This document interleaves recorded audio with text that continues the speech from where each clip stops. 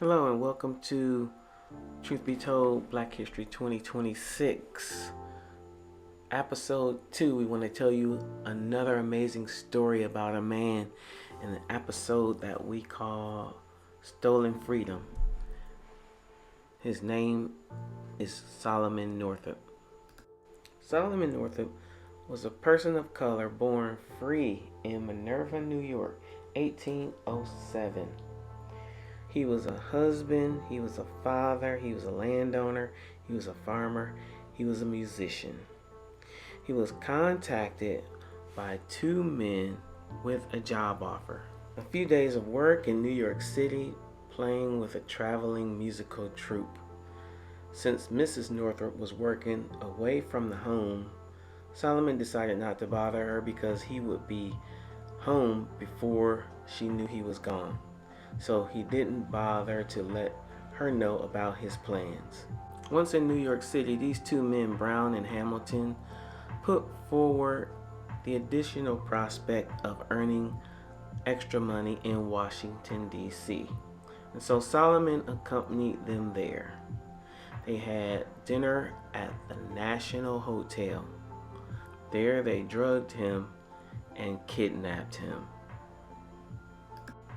He woke up here at the Williams slave pen.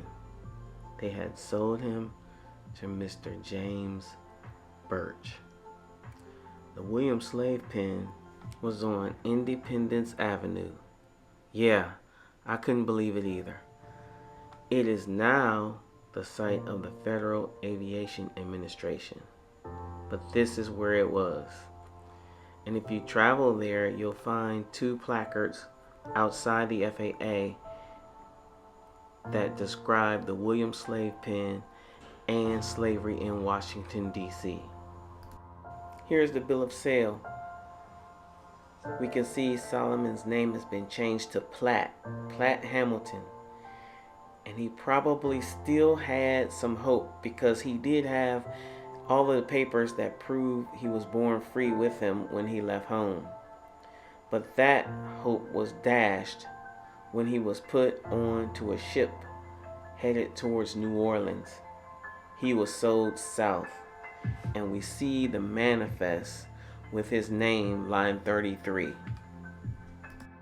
Meanwhile, Mrs. Northup, now back home, has no idea what has happened to her husband or where he went.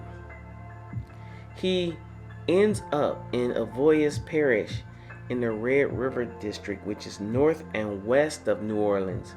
Solomon confided in a few people, one of which was an English sailor who sent letters on Solomon's behalf that his family would at least know what happened to him. But the letters were very general and in some ways obfuscated because you could get in trouble for trying to free an enslaved person. This was because of the Fugitive Slave Act of 1850.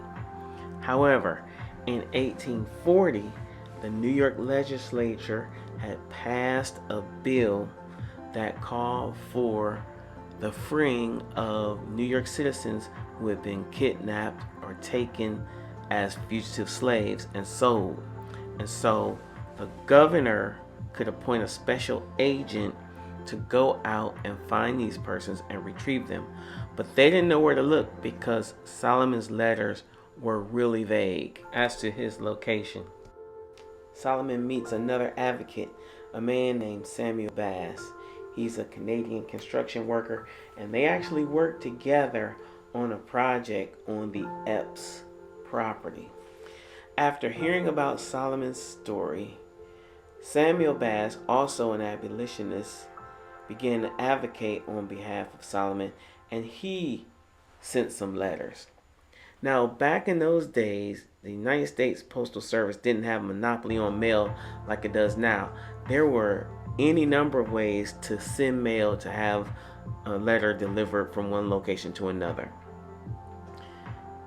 Samuel Bass wrote several letters, but in one instance, he put the letter in the U.S. mail. And in the U.S. mail, in Marksville, Louisiana, at the post office, the post office did what the USPS mail does. They postmarked it. And now Solomon's family in New York know where to look for him. The governor dispatched a special agent. His name was Henry Northup. They weren't related, but they were really close friends. He was an attorney in New York, and he arrived in Avoyas Parish with the sheriff at the Epps property, and he's looking for a man they call Platt. Deliverance Day was January 4th, 1853. By the time he's reunited with his family, he has been gone for 12 years.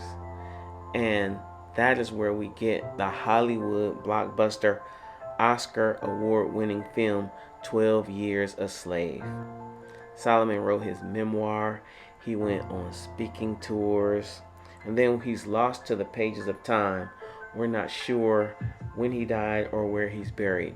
But there is a memorial statue that bears his image, and that is erected in Marksville, Louisiana. It depicts him with his freedom papers in one hand and chains in a hand behind him.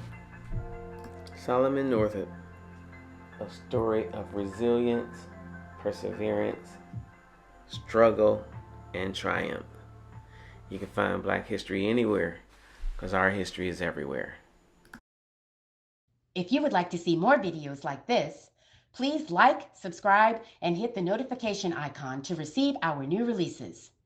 If you would like to assist Truth Be Told in our mission to preserve African American history, which is American history, please share this video with your children, family, and friends. Truth Be Told, you can find Black history anywhere because our history is everywhere.